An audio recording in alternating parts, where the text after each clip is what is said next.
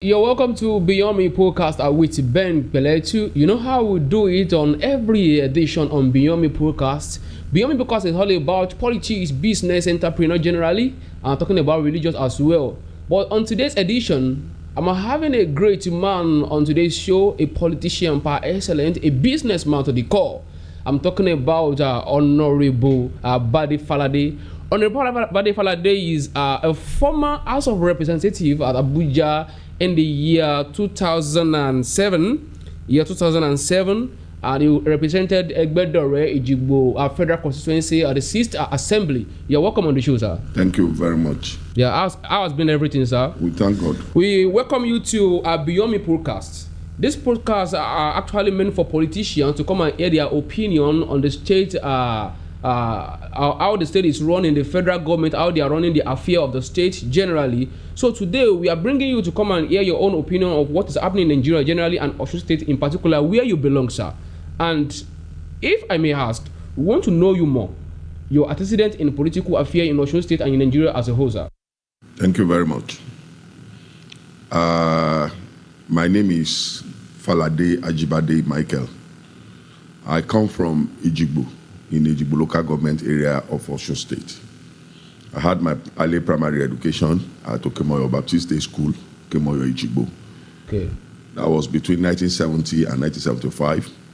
I proceeded to early secondary modern school Ejigbo, 1975 to 1978. Then I had my secondary school education at Ejigbo Baptist High School Ejigbo. I finished in 1982. I had my HSC, higher school certificate. It's no more in vogue now. All right. But then, in our own days, it was like a complete metamorphosis education we had. And I did that at the Baptist High School, Abekwe Heights, between 1982 and 1984, before I got admitted to the University of Ibadan in 1984. I finally graduated at a record time of 3 years in 1987 with a Bachelor's of Science degree with honors in political science. I had my mandatory 1 year national service at Upa Community Grammar School, Ogoja, Cross River State. That was the year Cross River State was established in 1987. We were the pioneer set of youth corps in that state. After that, I came back home, had some little stints in the teaching service. I tried my hands on some other things too, but later got employed as an information officer in the erstwhile Oyo State Local Government Service Commission. I was posted to Ibarapa Local Government as my first station in January 1991. When Osun State was created later in the year, that was in September 1991, we got redeployed to our new state of origin, and that was when I was posted to Oduotin local government, Okuku. Between 1991 and 1995, in Osun State, I was in various local governments as information officer. I told you I was in Oduotin. Yes. I was later posted to Ejigbo local government, where I resigned my appointment in 1995. To join politics. So I participated. It was in 1996 I resigned. 1996 that you signed? Yes, I left the local government service and got involved in politics, got elected as an executive chairman of Ejigbo local government in March 1997 on the platform of a political party called Congress for National Consensus, CNC. We were there until Abacha died in 1998. General Abdul Salam took over the reins of administration. Our government was asked to go, and that checkmated my tenure as a local government chairman. I couldn't return to the civil service work. I decided to take the bull by its horn, so I ventured into business. I tried my hands on oil and gas, and I had a filling stations I started with a filling station at kilometer 22, Lagos, Iwo, Ibadan Expressway at Lalukmo. Okay. That was where I had my first filling station called Lost Glory Ventures Nigeria Limited. Okay. I had Lost Glory Ventures Nigeria Limited as a limited liability company with which I operated a filling station. I still tried my hands into lumbering and woodwork. I opened a sawmill at Ifetedo, and that had been my business. Later on, I got until another tranche of, this Fourth Republic returned. Okay. I was a pioneer member of the Alliance for Democracy, and we were there until the imbroglio between Baba Kande and his deputy Omishore erupted. I left AD with Omishore to join the PDP in 2002.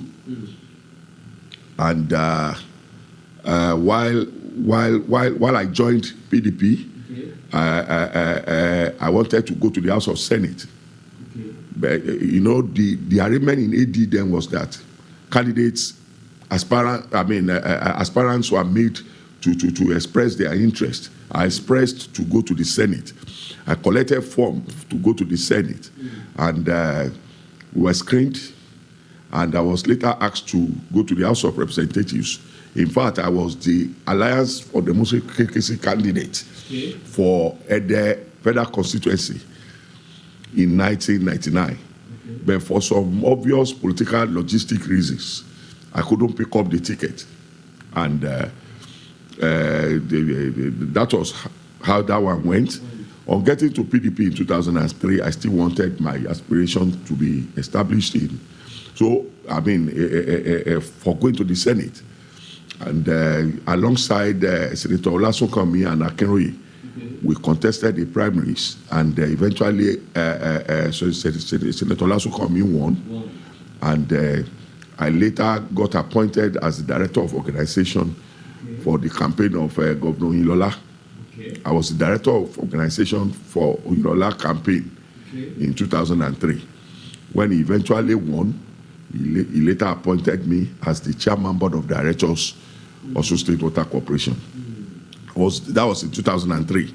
I was there until 2007 before I got elected on the platform of People's Democratic Party, PDP, to the National Assembly. And that was the 6th Assembly. So I was in the 6th Assembly between 2007 and 2011. While at the National Assembly, while in the Green Chambers, I represented my state, Osun, on the Constitutional Review Committee. It's a standing committee of the House, a very powerful one. I represented Osun there, and I serve on some other committees too, like Petroleum Downstream, Cooperation and Integration in Africa, Foreign Affairs, Water Resources, and Parliamentary Compliance. These were the committees where I served while I was in the National Assembly.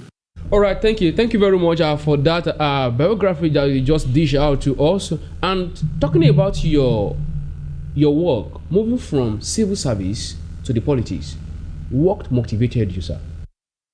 Naturally, I'm a lover of serving people. During my student union days, during my student days in the University of Ibadan, I was a student union leader. Okay. Specifically, I was the chairman, I was the president of the Student Representative Council in Nnamdi Azikiwe Hall. Nnamdi Azikiwe Hall in the University of Ibadan is about the largest hall of residence for students. And we even thought then, or we believed then, that Nnamdi Azikiwe Hall was the largest hall of residence housing students in any Black African university. I became the president of that hall between 1985 and 1986. I was billed to even become the student union president at a point before a proscription came that couldn't allow me to be. So right from my childhood days, like I'm trying to tell you, I've always been in the forefront of serving my people. And I believe service is golden. Selfless service for that matter. That encouraged me to wanting to serve the people in the real society. So while I went to the civil service specifically to gain administrative experience, to arm me for the onerous task of governing my people or serving my people in future.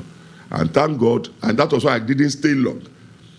The civil service. As soon as I got what I wanted, I opted out and I went into practical politics. And that has gone a long way to put me on a pedestal that has given me so much exposure and knowledge in life. All right, thank you very much. You made mention of you starting a business called Lost Glory before you joined politics. And now you joining politics and full time. How were you able to manage your business and politics together that made your business to grow to this height that it is today? Politics is not a profession. It's not a profession. It's not a profession, it's a passion. You see, I'm not in politics as a professional. You see, in this part of the world, some people have come to see politics as a full-time job. It is not supposed to be. Politics is an arena where you give back what you have to the people in terms of technical know-how, in terms of sparing your time to see to the needs of other people. And right from as a person, I've never cherished doing politics without serving myself. You know, politics is about serving people. And if you serve people, you don't serve yourself. You are on your own. And how do you serve yourself? You serve yourself by work for yourself. And if you see any politician without a second address, he is a rogue. Such a politician, it quotes me, such a politician might end up being rubbished by the people and by his immediate family, because politics, like I told you, is not a trade.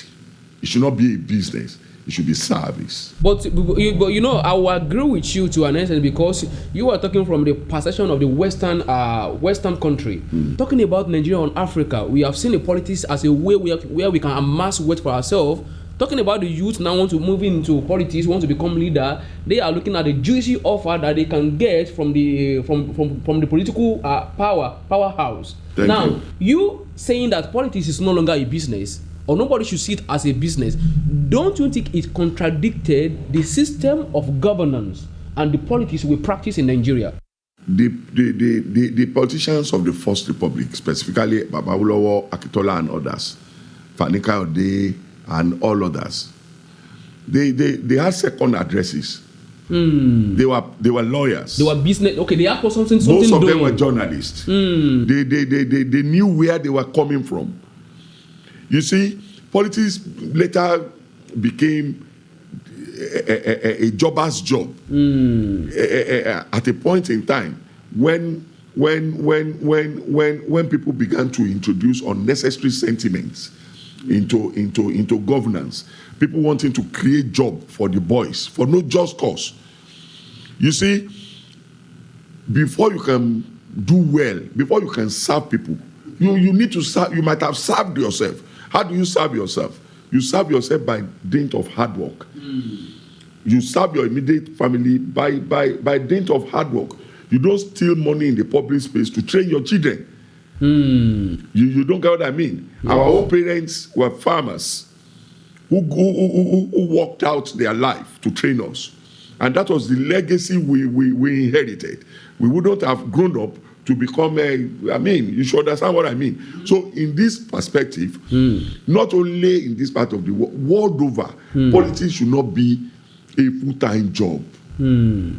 People, you see, what has made politics to become what you are thinking of it now is that unemployment over years had made some youths to think that for as long as they cannot get employed or get fully employed, they should go into politics. And what is the resultant effect of that?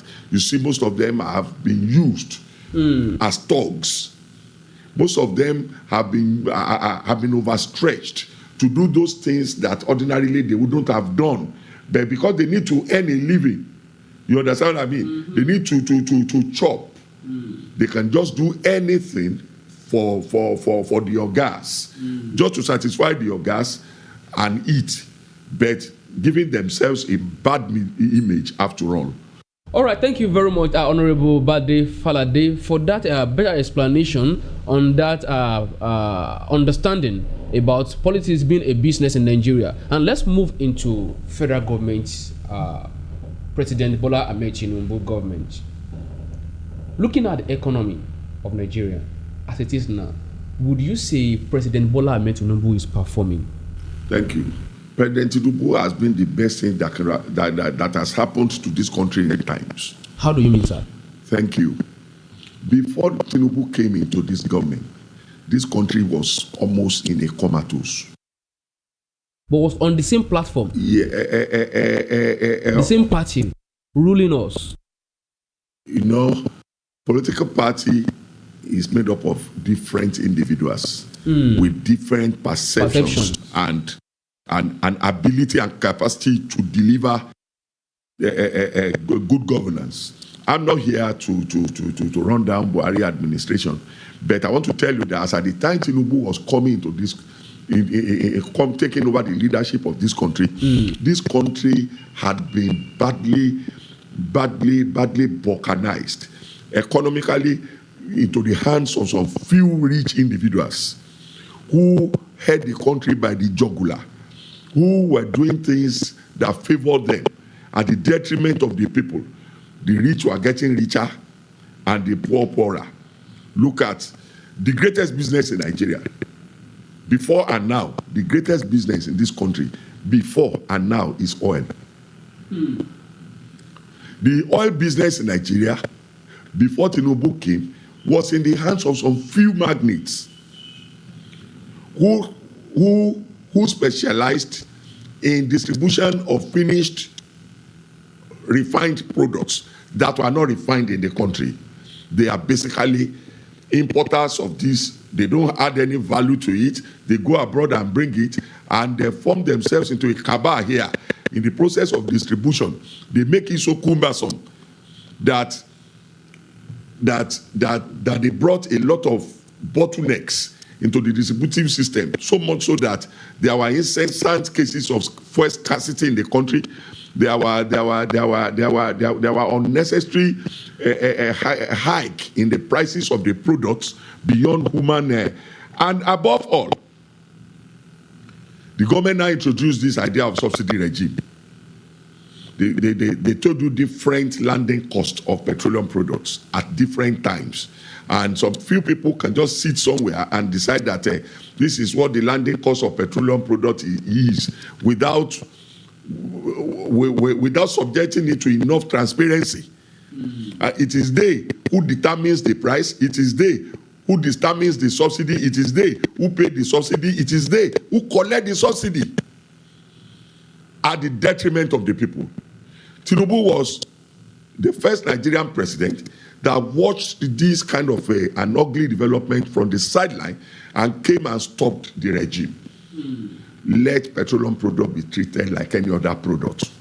Let people pay for what they consume.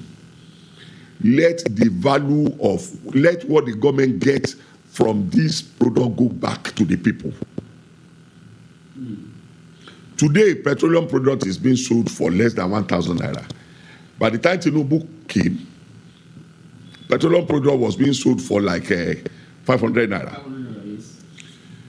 The difference between 500 naira and the present, and say 1,000 naira, goes back to the government, not to some powerful individuals that were sharing it before. And this is the reason why you can see an astronomical increase. Yes, Honorable Bade Falade, let me quickly come in that area. You said those money being deducted from the profit made in the petroleum are going back to the government. Yes. And now, why is it that we are not seeing the effect in the community? That's where I'm going. See, before now, the money, the difference in the landing cost and the actual selling price in those days that they call subsidy, assuming it was the 500 naira we are now witnessing, that difference that was meant to be enjoyed by the people were not really being enjoyed by the people. The percentage being enjoyed by the people was so infinitesimal. Take it from me this way. The purported consumption rate of petroleum products before this government came dropped drastically. Immediately this government came by almost 50%. That means that there was something wrong somewhere. That we were paying subsidy for products that people did not consume. That some people somewhere were collecting free money at my expense, at your own expense. Now this government now came and said, okay, let us appropriate the price of petroleum product. Let's remove subsidy. Let's sell this product like any other product. Whatever comes in as a profit from this exercise should be paid to the federation account. In fact, it was not even profit that was coming in. It's a case of the money we were using to augment before. To augment. We are no longer augmenting. Let's go to the federal government. Let this money remain in the coffers of the federal government to be shared by the 3 tiers of government. And that was why you see that the moment Tinubu came, there was an astronomical increase in the money being shared to the 3 tiers of government. The allocations. The allocation to be, shared to the 3 tiers of government. The federal government was taking about 50-something%. The state was taking about 30-something, while the local governments were taking about 20-something. I've not been. Yes, I don't have the records of. I understand. It's some states that were taking as low as 2 billion have started taking 6, 7, 8, 9 billion overnight. So you would have expected that with the astronomical increase in the price, in the availability, with the astronomical increase in the revenue accruable to the government, the lives of the people ought to have changed automatically. So in a way, you are saying that because the federal government had actually increased the allocation of the 3 tiers government, yes, and now that we are not seeing the effect in the state, it means that the problem is not from the federal government. You might not say we are not seeing the effect in the state. Let us be practical. Okay. Now, the federal government under Tinubu had used part of, to the best of my knowledge and with available facts and record, have used the increase in their own revenue to service foreign debts. Not only servicing foreign debts, they have taken, they have embarked on very ambitious and gargantuan projects that might not have been yielding results, but it's hoped that at the end of the day, the result will become physical. You can see the west east road that is being done, that is under construction from Lagos to Calabar. It's one of those projects that are very big that this government has embarked upon. The resuscitation of the refineries, the Warri and Port Harcourt that are just come on stream, the student loan board that had either to been that had died in this country but resuscitated is still those things that we need to talk about. And I want to more and more. All right, I don't want us to dwell much on that. Let's quickly move to this area because of our time. I have a lot of questions. We are still coming back to Osun State, where you belong, sir, where you practice your own politics. And let's talk about you are saying emphatically that President Tinubu's decision on the subsidy removal is the right decision. Very right one. All right, let's go back to the last election that happens in Edo and Ondo State. There were reports that says that it was because your party were the one controlling at the federal level. That's why you won the election. What's your reaction to this? That has always been the practice of the people. Whoever lost an election will have a reason for losing, and the reason is not far-fetched. In fact, it was reported that the election was rigged by your party. Their reasons have always not been far-fetched. Wherever you see somebody losing, in this country, the opposition had rigged. That has always been, and that is why after every election you see them running to tribunal. Because we are bad losers in this country. Bad losers. There had never been any election in this country that people will not go to tribunal. Because we think that for every election we participate, we must win. Whereas it is the people that decide who they want. So, I want to tell you emphatically that a government was in Edo, a governor was in Edo for 8 years. That was Obaseki, on the platform of PDP.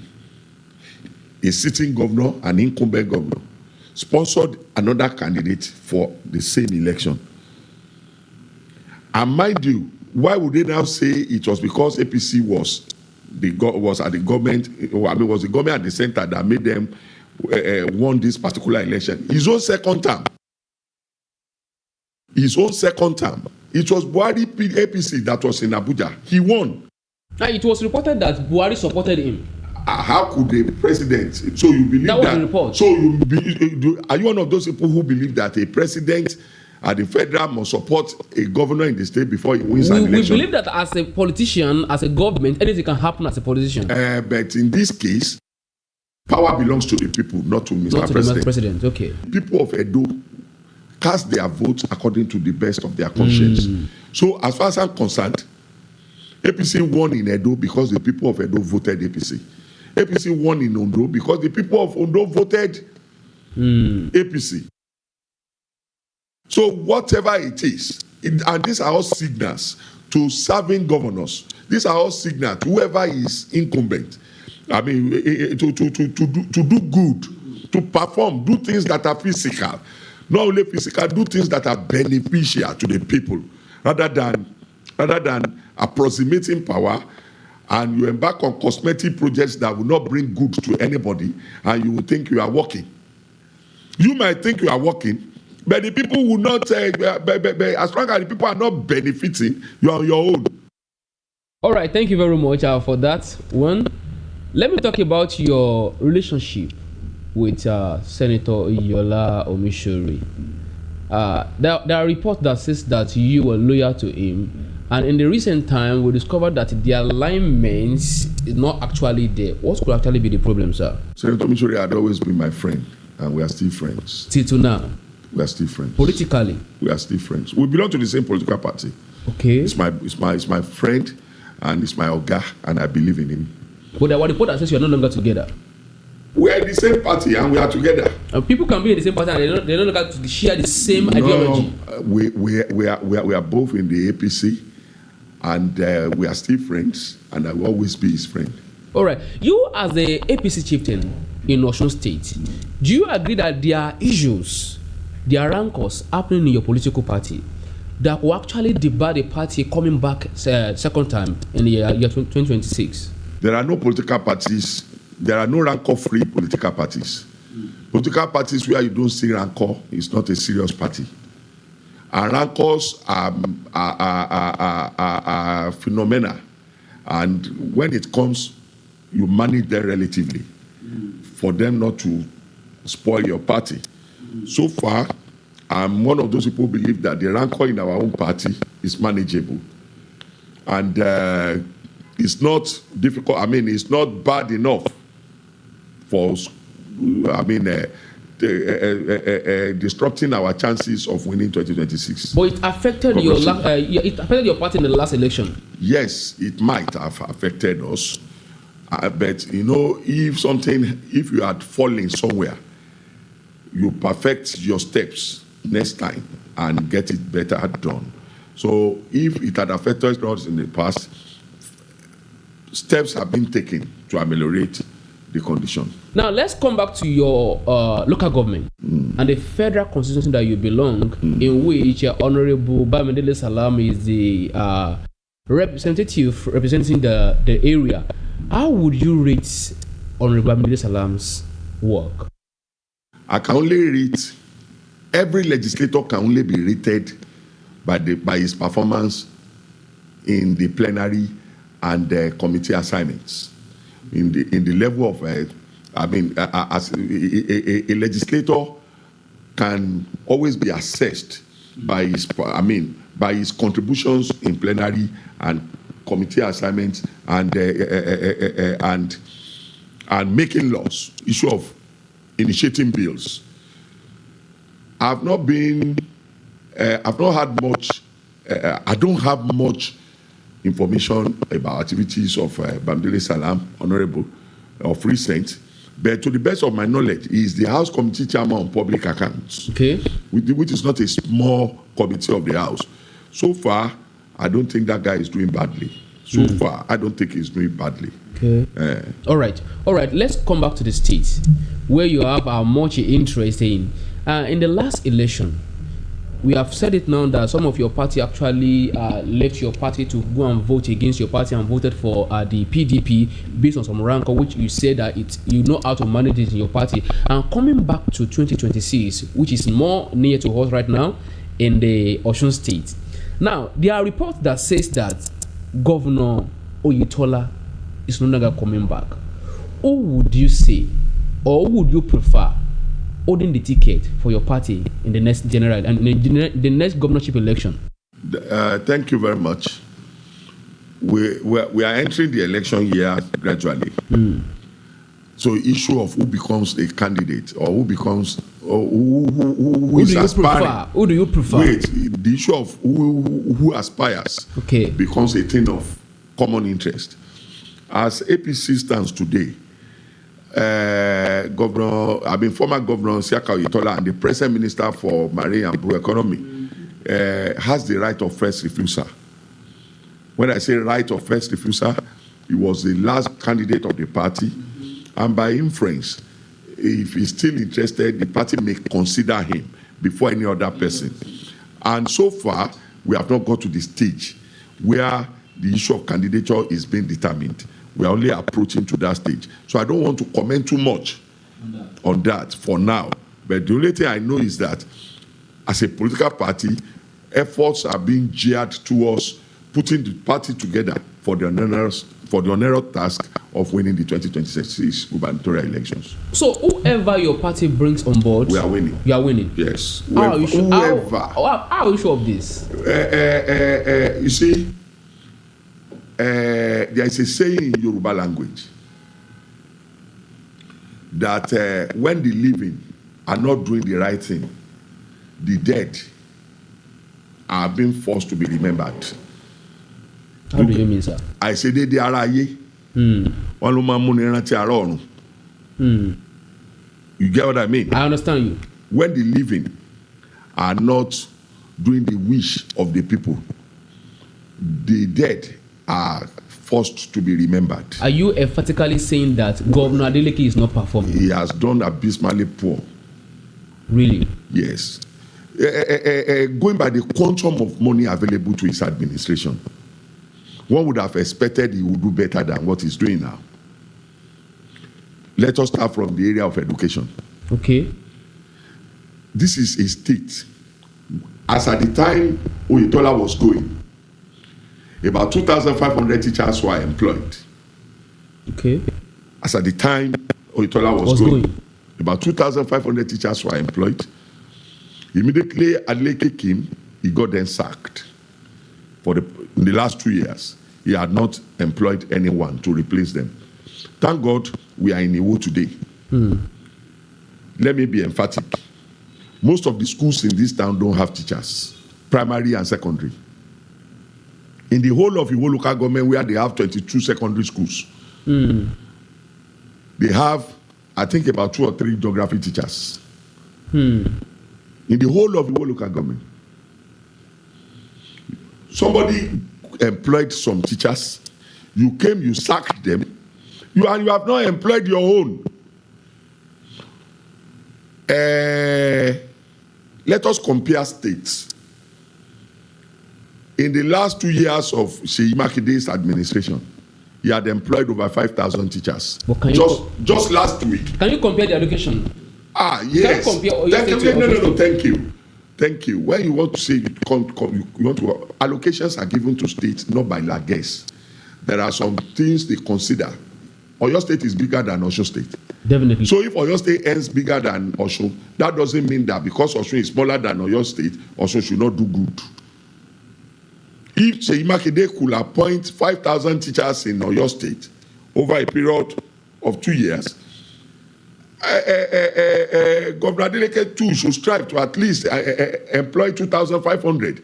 He met 2,500, got them sacked, and refused to replace them over a period of 25 months. That is an abysmal failure in the area of education. What schools are you building where there are no teachers?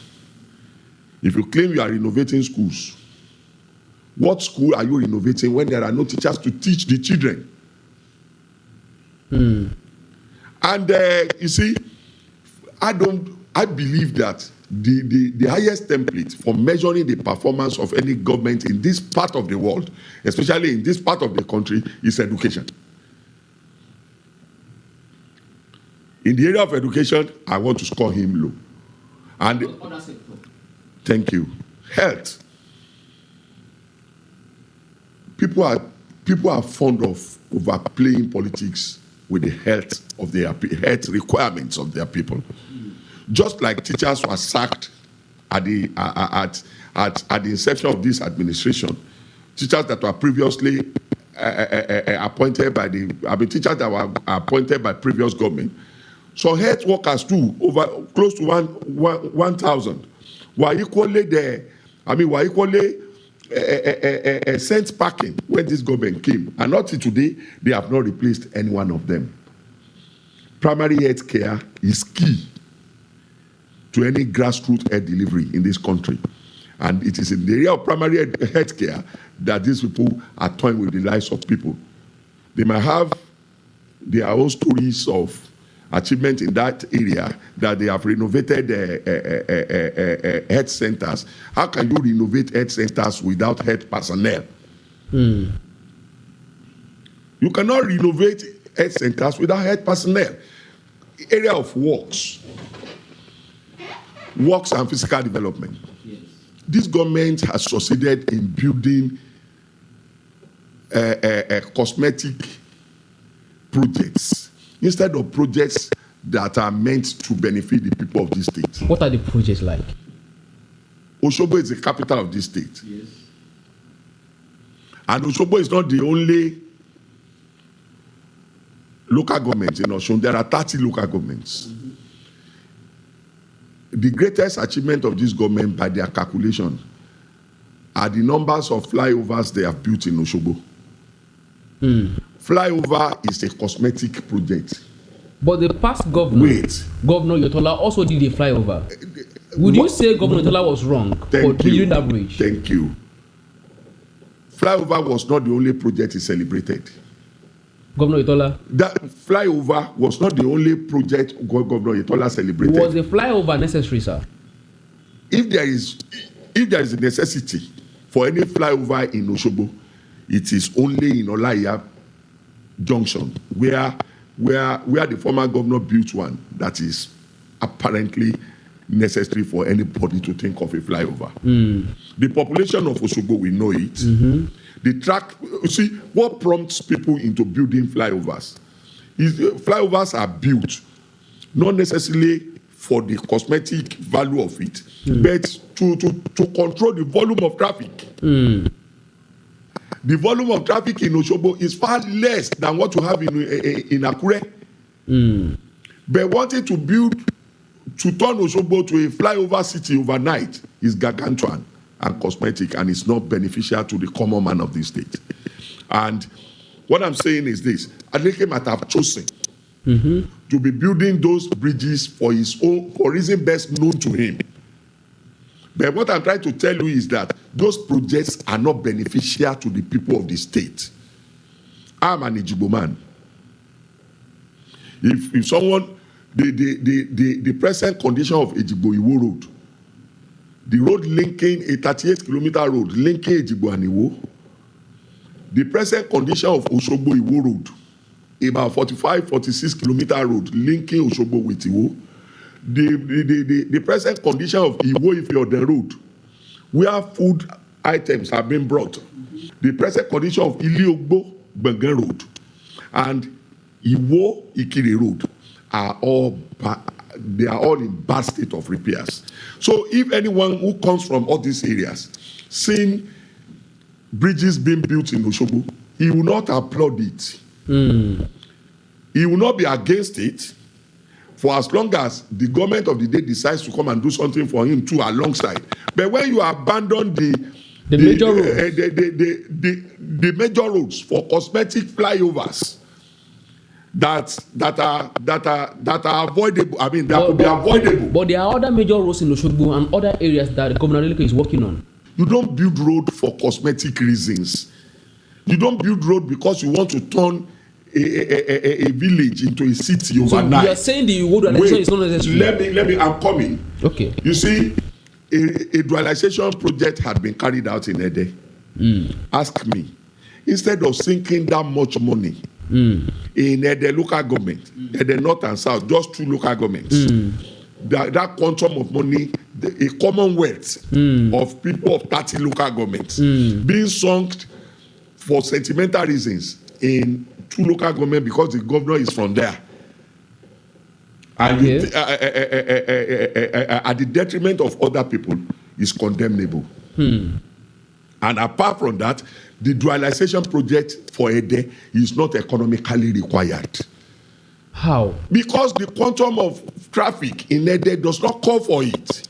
Okay. Just like whoever wants to come and build a dualization in Iwo today is doing it for his own personal reasons and probably sentimental political reasons. The volume of traffic in Iwo does not require dualization. Instead of dualization, let there be a single lane road within the township of Iwo that will be motorable. Because in the process of building a dualization, I mean a dual carriage road in Iwo, most of the newly springing up developments along roadside in Iwo we go. Look at it from Modori to Ojaba, I mean to Adeke. If you want to try building any dualization, virtually all the filling stations we go. Definitely. Virtually all the new buildings that sprang up in Iwo in the last 10 years we go. The domestic debt of Osun was around 148.37 billion as of December 2022 when Governor Adeleke was sworn in, and it has now reduced to about 86.06 billion as of June 2024. What is the source of your? It's being reported by the Osun State government that the domestic it has been reduced by 42%, and also the external debt reduced by 15%. What would you say to this? I don't believe with that figure. My own record, what I have, is quite different from that. Okay. This state was not a debtor state until some people came to govern this state. Who are those people? You know them, because Osun was not known to be a debtor state until Aregbe came. Governor Oyetola was part of the government. You can be part of a government, and for as long as you are not the governor, you cannot be held responsible, except there is a specific evil being done by the office where you were put. What is the role of the chief of staff in taking loans in the state? The role of chief of staff in any state governance in Nigeria can be likened to a trailer, to an articulator vehicle getting involved in an accident, and the driver is now saying the cause is the conductor. You don't get what I mean?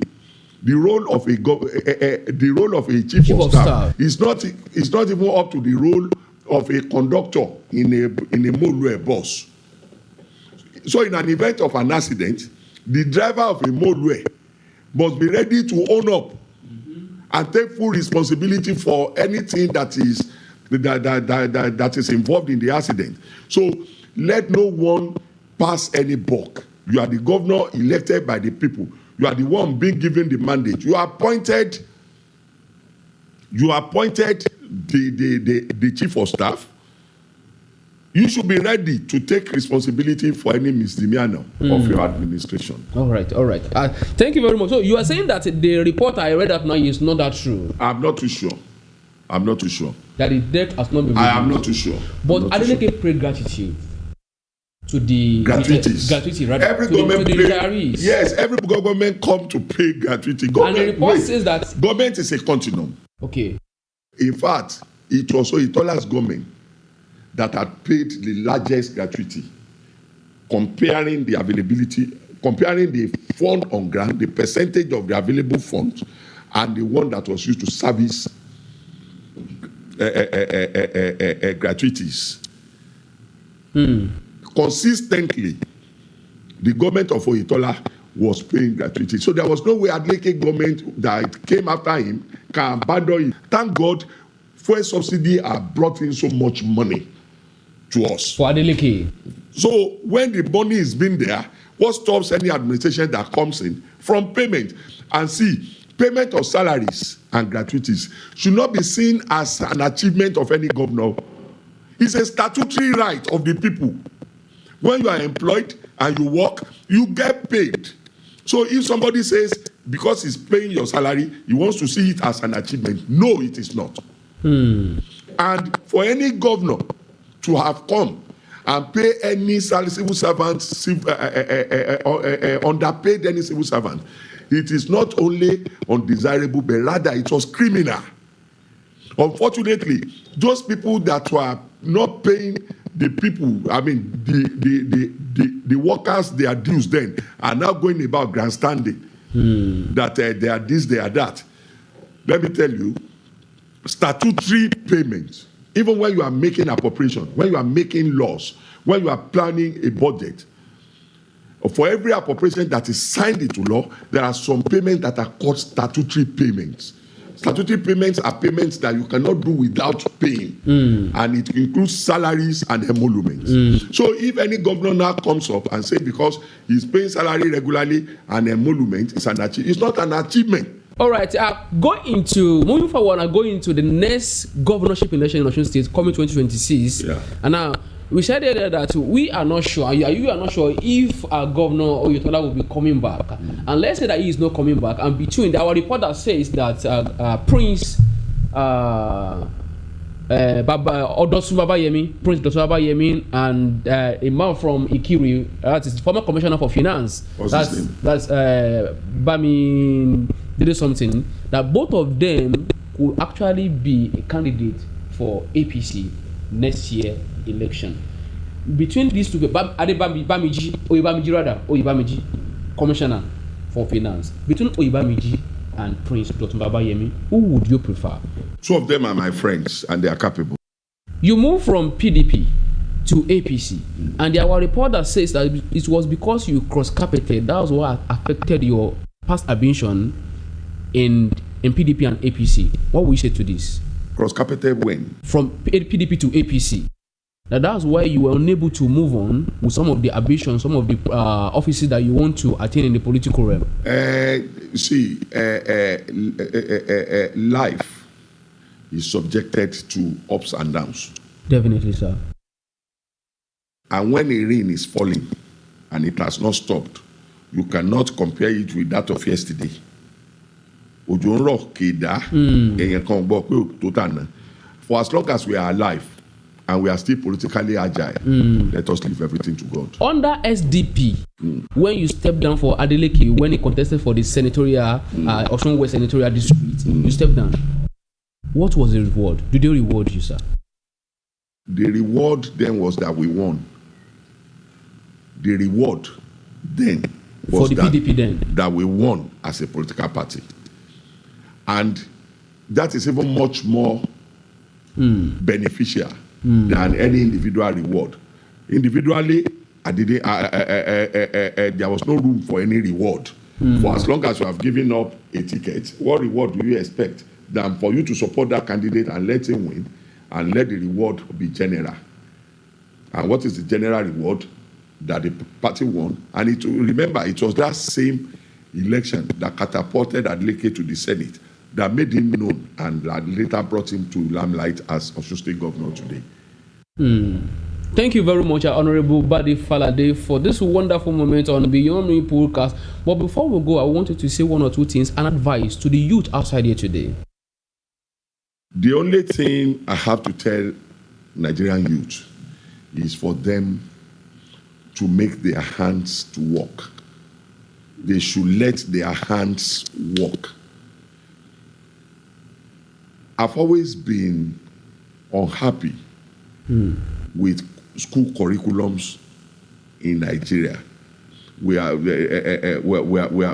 over-relied our curriculum are colonially inherited, and nothing much has been done to change it. When people finished school without being able to use their hand for something on their own, they are bound to be redundant. Every youth should learn to do something by himself, should allow the hand to do something for him, so that it is not going to be over-reliance on government for white-collar jobs. In fact, the white-collar jobs are no longer there. But today, you are not relying on government for survival. But you are also educated. Why would you wait for you to be appointed as an army officer or an information officer before you can survive? Tell your fellow youths to learn from you. You are a shining example of a struggling youth. You cannot be big if you don't struggle. Definitely, sir. You cannot rise, or you cannot fly when you don't rise. Youths must learn to rise, and they will fly. Thank you very much, Honorable Michael Bade Falade, for this wonderful moment on Beyond Me Podcast. The Beyond Me Podcast is not only about our opinion, but people's opinion. And until we meet on another edition of Beyond Me Podcast, my name remains Ben Falade. Goodbye for now.